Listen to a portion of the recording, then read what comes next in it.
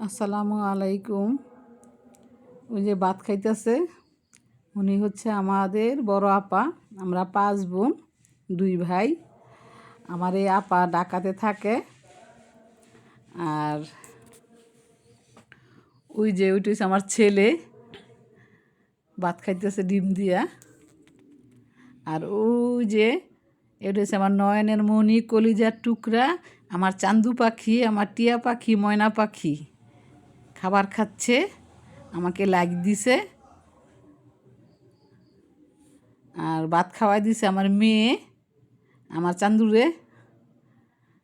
আমার মেয়ে, আমার চান্দু পাখির জন্য আমি পোলাও রান্না করছি, তারপরে গরু মাংস রান্না করছি,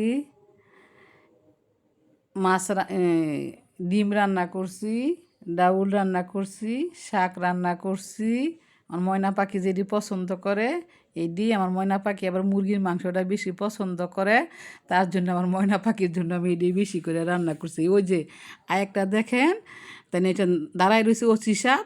ওচি সাপরে যতক্ষণ না দিমু ততক্ষণ ওচি এইখান থেকে যাবে না। আর এই যে এটা হচ্ছে আমার একটা ছোট্ট একটা ময়না পাখি।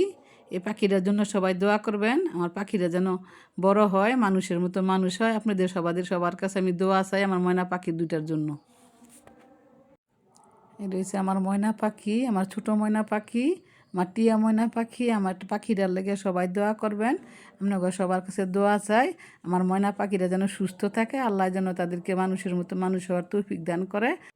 আমার ভিডিওটা আপনারা সাবস্ক্রাইব করে দিন। আসসালামু আলাইকুম।